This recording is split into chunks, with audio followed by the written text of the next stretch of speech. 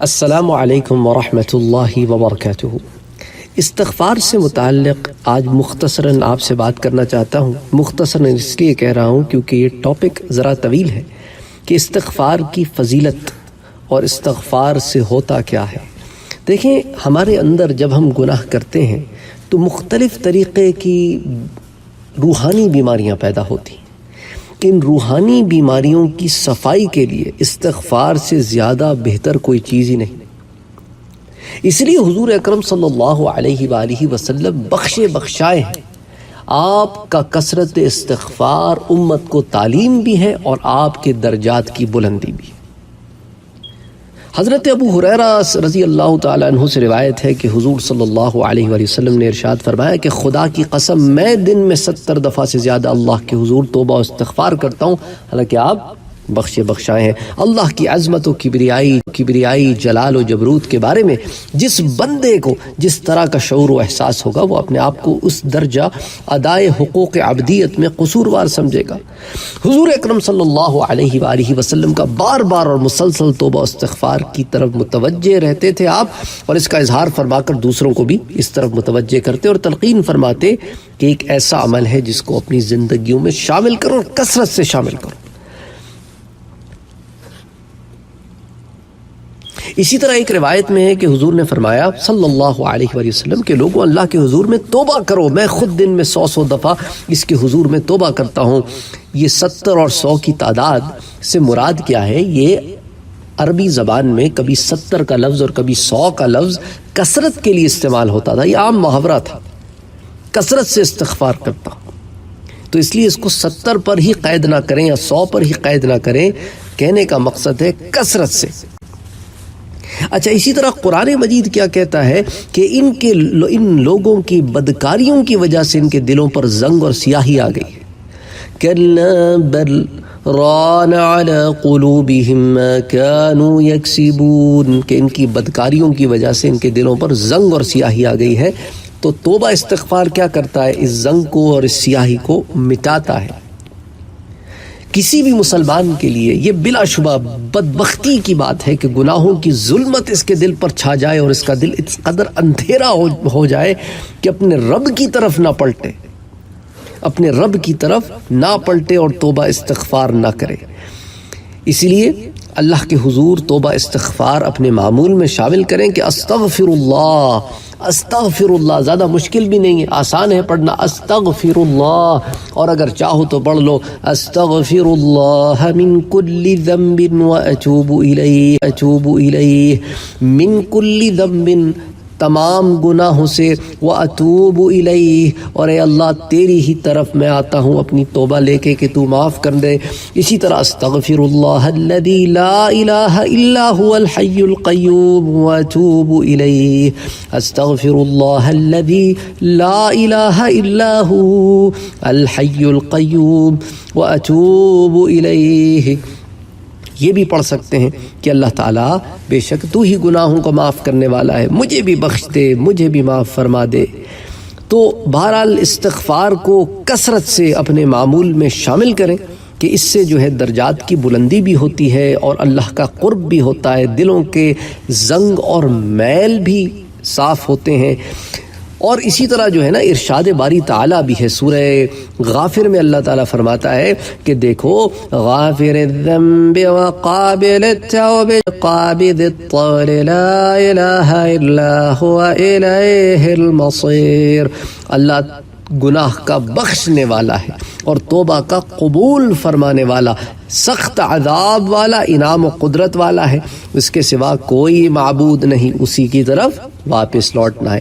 اسی طرح ایک اور جگہ فرماتا ہے کہ پس اے نبی فاصبر ان وعد اللہ حق واستغفر لذنبک وسبح بحمد ربک بالعشی والابکار، کہ اے نبی صبر کریں، اللہ کا وعدہ بلا شک و شبہ سچا ہی ہے، تو اپنے گناہ کی معافی مانگتا رہے اور صبح و شام اپنے پروردگار کی تسبیح اور حمد بیان کرتا رہے۔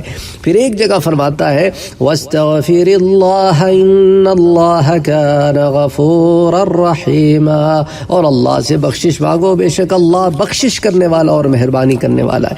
پھر ایک جگہ فرماتا ہے کہ فَسَبِّحْ بِحَمْدِ رَبِّكَ وَاسْتَغْفِرْهُ إِنَّهُ كَانَ تَوَّابًا، تو اپنے رب کی تسبیح بیان کرنے لگ، حمد کے ساتھ، اور اس سے مغفرت کی دعا مانگ، بے شک وہ بڑا ہی توبہ قبول کرنے والا ہے۔ یعنی قرآن کریم میں کثرت سے اس طرح کی آیات آپ کو مل جائیں گی جس میں اللہ تعالیٰ نے بندوں کو استغفار کا حکم دیا ہے کہ فَسَبِّحْ بِحَمْدِ رَبِّكَ وَاسْتَغْفِرْهُ إِنَّهُ كَانَ تَوَّابًا۔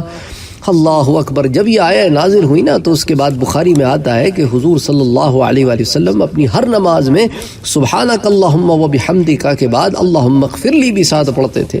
اچھا، اور قرآن پر عمل کرتے ہوئے اپنے رکوع اور سجود میں کثرت سے سبحانک اللہم و بحمدک اللہم اغفر لی پڑھتے تھے، مسلم کی روایت ہے۔ اچھا، حضور صلی اللہ علیہ وآلہ وسلم نے صرف اسی پر ہی کفایت نہ کی بلکہ ایک ایک مجلس میں کثرت کے ساتھ پڑھتے۔ اسی طرح جو ہے نا حدیث میں سنن النسائی میں آتا ہے استغفر اللہ الذی لا الہ الا هو الحی القیوم واتوب الیہ، جو بھی میں نے آپ سے ذکر کیا سنن النسائی کی روایت ہے۔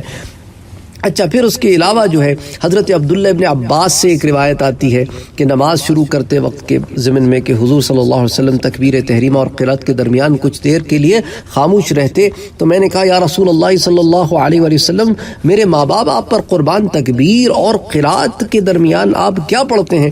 تو حضور صلی اللہ علیہ وآلہ وسلم نے وہ دعا بتائی جس کے اندر کثرت سے استغفار کا ذکر ہے۔ اسی طرح جو ہے نماز کے آخر میں پھر حضرت علی رضی اللہ تعالیٰ عنہ سے بھی بخاری شریف میں کسی طرح روایات مروی ہیں۔ درس کی طوالت کو مد نظر رکھتے ہوئے میں آپ کو مختصراً اس بارے میں بتا رہا ہوں کہ حضور اکرم صلی اللہ علیہ وآلہ وسلم نے کثرت سے استغفار کا ایک معمول ہمیں بتایا، اپنی نمازوں میں چلتے استغفار کا ایک معمول ہمیں بتایا، اپنی نمازوں میں چلتے پھرتے اٹھتے بیٹھتے۔ اچھا، استغفار کے فوائد پہ بھی ذرا مختصراً بات کر لیتے ہیں۔ جیسا میں نے آپ سے کہا کہ بڑا طویل سبجیکٹ ہے لیکن اس کو اختصار سے آپ کے سامنے ذکر کرنا چاہ رہا ہوں۔ استغفار کرنے سے دیکھیں جی انسان کے تمام چھوٹے بڑے گناہ معاف کر دیے جاتے ہیں۔ وہ رب ہے معاف کرنے والا، وہی معاف کرنے والا ہے۔ اچھا، یہ وہ ہیں جن کو انسان شمار بھی نہیں کر سکتا لیکن اللہ کے پاس ان گناہوں کا پورا ریکارڈ موجود ہے۔ انسان بھول جاتا ہے لیکن رب جو ہے اس کے ہاں سب موجود ہے۔ اللہ اکبر، اللہ اکبر۔ ظاہر باطن اپنے اندر ایک خشوع و خضوع کا معاملہ رکھو اور اس کے لیے استغفار بہت ضروری ہے۔ یہ استغفار کے بغیر نا اندر سے دل نہیں ٹوٹتا۔ تو اقبال نے کہا تھا نا کہ تو بچا بچا کے نہ رکھ کسے، تیرا آئینہ ہے وہ آئینہ کہ شکست پا ہو تو عزیز تر ہے دکان آئینہ ساز میں، کہ جو تیرے دل کا آئینہ ہے نا اسے توبہ کے پتھر سے توڑ دے، قبولیت کو پہنچ جائے گا۔ حضور صلی اللہ علیہ وآلہ وسلم کی اقتداء اور پیروی، کیونکہ حضور صلی اللہ علیہ وآلہ وسلم کثرت سے استغفار کیا کرتے تھے اور یہی امت کو تعلیم دیے، تو استغفار دل کی سلامتی اور صفائی کا ذریعہ ہے۔ حضرت ابو ہریرہ رضی اللہ تعالی عنہ سے ایک روایت ہمارے سامنے آتی ہے کہ جب انسان گناہ کرتا ہے تو اس کے دل، حضور کا فرمان ہے صلی اللہ علیہ وآلہ وسلم، ترمذی شریف کی روایت ہے کہ جب انسان گناہ کرتا ہے تو اس کے دل پر سیاہ نقطہ لگا دیا جاتا ہے۔ اگر انسان اس گناہ کو چھوڑ دے اور اس پر توبہ و استغفار کرے تو اس کے دل کو دھو کر چمکا دیا جاتا ہے۔ اسی طرح میں نے آپ سے نا سید الاستغفار ایک درس میں شیئر کیا تھا، وہ والا درس بھی ضرور دیکھیں، سید الاستغفار۔ تو یہ جو ہماری سفلی جذبات ہیں، اس دنیا کی خواہشات ہیں، غلط رجحانات ہیں، نفس کی طرف مائل ہونا، گناہوں میں پڑنا، اس کی بروقت اگر اصلاح نہ کی جائے نا تو انسان میں ایک سختی پیدا ہو جاتی ہے اور نفس پھر انسان کو برائیوں میں لگاتا رہتا ہے۔ تو یہ توبہ کا جو معاملہ ہے یہ ایک بڑا خوبصورت معاملہ ہے کہ انسان اپنے دل کی طرف نظر کرتا ہے، ندامت ہوتی ہے، شرمندگی ہوتی ہے، آنسو بہاتا ہے، ارادے کرتا ہے کہ گناہ نہیں کروں گا، عزم کرتا ہے، اپنے رب کے آگے گڑ گڑاتا ہے، معافیاں مانگتا ہے، توبہ استغفار کرتا ہے، اس سے رب کی طرف جو ہے انسان کا دل مائل ہوتا ہے، محبت ہوتی ہے۔ ساتھ ساتھ جو ہے جب آپ گڑ گڑا کے اس کے حضور اب معافی مانگتے ہیں تو بندے ہونے کا ایک احساس دل میں جگتا ہے۔ تو علامہ آلوسی جو ہے واعف عنا، یہ جو لفظ آتا ہے نا قرآن کریم میں کہ واعف عنا، واعف عنا کی تفسیر بیان کرتے ہوئے لکھتے ہیں کہ دیکھو ہمارے گناہوں کے آثار و نشانات اور گواہوں کو مٹا دے۔ یہ معنی ہے اس میں کہ اللہ تعالیٰ ہمارے گناہوں کے آثار اور نشانات اور گواہوں کو بھی مٹا۔ جب انسان کسی گناہ کا ارتکاب کرتا ہے تو 4 چیزیں، زمین، انسان کا بدن، اس کے اعضاء یعنی کرامن کاتبین اور نامہ اعمال، یہ بندے کی اس نافرمانی پر اس کے خلاف گواہ ہو جاتے ہیں۔ لیکن جب بندہ صدق دل اور حسن نیت کے ساتھ اللہ کے حضور توبہ کرتا ہے تو اللہ ان گواہوں کے قوت حافظے سے بندے کی اس گناہ کو بھی مٹا دیتا ہے تاکہ توبہ کرنے والا کسی اور کے سامنے شرمندہ نہ ہو۔ حدیث شریف میں اسی طرف اشارہ کیا گیا ہے کہ حضور نے فرمایا کہ گناہوں سے توبہ کرنے والا شخص ایسا ہے جس نے اصلاً کوئی گناہ ہی نہیں کیا۔ اللہ نے اپنے گناہگار بندوں کو بخشنے کے لیے اپنے 3 اوصاف جلیلہ کا ذکر فرمایا۔ دیکھو، ایک غافر، ایک غفور اور ایک غفار۔ علماء کرام اس کی حکمت یہ بیان کرتے ہیں کہ جب بندہ دانستہ یا دانستہ، جان بوجھ کر یا نادانستہ طور پر کسی جرم یا خطا کا ارتکاب کرتے ہوئے اپنے نفس پر ظلم کرنے والا یعنی ظالم بن جاتا ہے، اور پھر اپنے ظلم کو برا جانتے ہوئے اللہ کی بارگاہ میں توبہ استغفار کرتا ہے تو اللہ اس بندے کو فرماتا ہے میں غافر ہوں۔ اور کوئی بندہ عادتاً نفسانی اور شیطانی خباثتوں کا غلام قیدی بن کر ظلم کی حد تک پہنچ جاتا ہے اور اس مقام پر وہ صدق دل سے اور حسن نیت کے ساتھ احساس ندامت کا اظہار کرتا ہے تو دست رحمت الہی اس کی طرف دراز ہوتی ہے۔ اللہ فرماتا ہے میرے بندے میں غفور ہوں، تو میری رحمت سے مایوس نہ ہو۔ اور وہ بندہ جو فطرتاً گناہوں، بدکاریوں اور گناہوں عصیان کے دلدل میں دھس کر پہلے دونوں حدوں کو توڑ جاتا ہے کہ ظالم اور ظلم کو پار کر جاتا ہے اور ظلام کی حد تک پہنچ جاتا ہے، اگر اسے بھی گزشتہ برے اعمال کی وجہ سے گناہگاری کا احساس ہو جائے اور وہ بھی اگر تہہ دل و جان سے اپنے رب کی طرف کی رحمت کی امید کا امیدوار بنتا ہے اور اپنے رب کی طرف آتا ہے اور توبہ کرتا ہے، استغفار کرتا ہے، تو اس کا رب قبول فرماتا ہے اور فرماتا ہے میرے بندے چونکہ میں غفار بھی ہوں، میری رحمت میرے غضب پر سبقت رکھتی ہے۔ توبہ کا دروازہ اور خالق کائنات کی رحمت اس کے ہمیشہ متلاشی رہے۔ اسی طرح روایتوں میں اور بھی چند باتیں آتی ہیں، مثال کے طور پہ حضرت ابو ہریرہ سے روایت ہے کہ حضور صلی اللہ علیہ وآلہ وسلم نے ایک آدمی کا ذکر کیا، تفصیل میں روایت ہے، آپ سے پہلے بھی ذکر کر چکا ہوں، جو گناہوں میں جس کی زندگی کٹی، آخری وقت کہنے لگا کہ میرے بدن کو بالکل ختم کر دینا اور بکھیر دینا کائنات میں۔ اس کے بعد اللہ نے اس کے بدن کو جمع فرمایا اور اس سے عرض کیا کہ تو نے ایسا عمل کیوں کیا، حالانکہ اسلام کے خلاف ہے لیکن پچھلی امتوں کی بات ہے۔ تو اس نے کیا کہ یار اللہ، مجھے ڈر تھا کہ میں اتنے گناہ کیے ہیں کہ میرے فہم میں یہ بات تھی کہ اگر بدن بچا تو عذاب ہوگا، میں تیرے خوف سے میں نے کہا کہ میرے بدن ہی کو ختم کر دو۔ تو اللہ تعالیٰ تو جانتا ہے بے شک، تو جب اس نے اس بات کا اظہار کیا تو اللہ تعالیٰ نے کہا کہ تو نے میرے خوف کی وجہ سے جو کام کیا ہے، جا میں نے تجھے بخش دیا۔ بخاری کی روایت ہے کتاب الانبیاء میں۔ اسی طرح حضرت انس سے مروی ایک روایت آتی ہے ہمارے پاس، اس میں بھی حضور صلی اللہ علیہ وسلم نے فرمایا کہ بھئی ہر انسان خطا کار ہے اور اچھے خطا کار یعنی خطا ہو جانے کے بعد ندامت سے سچی توبہ کرنے والے یہی اچھے خطا کار ہیں۔ یہ ترمذی شریف کی روایت ہے۔ اسی طرح ایک اور روایت ہمارے پاس ابن ماجہ میں آتی ہے کہ حضرت ابو ہریرہ سے روایت ہے کہ حضور صلی اللہ علیہ وآلہ وسلم نے فرمایا کہ مومن جب کوئی گناہ کرتا ہے تو اس کے دل پر ایک سیاہ نشان بن جاتا ہے، پھر اگر وہ توبہ کر لیتا ہے اور گناہ سے ہٹ جاتا ہے، استغفار کرتا ہے تو اس کا دل صاف ہو جاتا ہے، لیکن اگر وہ زیادہ گناہ کرے تو یہ نشان بڑھتا جاتا ہے، یہاں تک کہ اس کے پورے دل کو اپنی لپیٹ میں لے لیتا ہے۔ اور یہی وہ زنگ ہے جس کا اللہ نے قرآن میں بھی ذکر کیا، جو میں نے بھی آیہ مبارکہ آپ کے سامنے رکھی کہ کَلَّا بَلْ رَانَ عَلَىٰ قُلُوبِهِمْ مَا كَانُوا يَكْسِبُونَ، ہرگز نہیں بلکہ ان کے دلوں پر ان کے عملوں کی وجہ سے سیاہی چھائی گئی ہے۔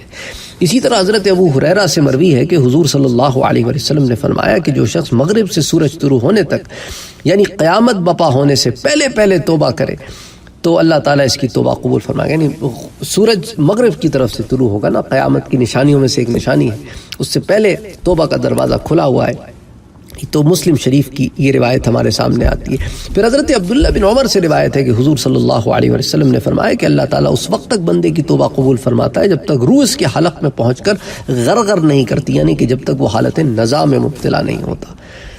اسی طرح ایک اور حدیث مستدرک میں آتی ہے، حضرت ابو سعید سے روایت ہے کہ حضور صلی اللہ علیہ وآلہ وسلم نے فرمایا کہ شیطان نے بارگاہ الہی میں کہا کہ اللہ مجھے تیری عزت کی قسم میں تیرے بندوں کو جب تک ان کی روحیں ان کے جسموں میں باقی رہیں گی گمراہ کرتا رہوں گا۔ اللہ نے فرمایا مجھے اپنی عزت اور جلال کی قسم جب تک وہ مجھ سے بخشش مانگتے رہیں گے میں انہیں معاف کرتا رہوں گا، بخشتا رہوں گا۔ اللہ اکبر، اللہ اکبر۔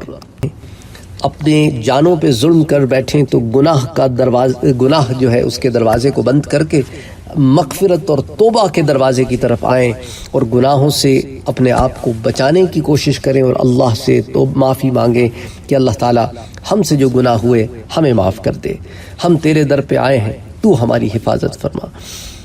امید کرتا ہوں کہ مختصر درس ہے لیکن مختلف اینگل سے I tried to cover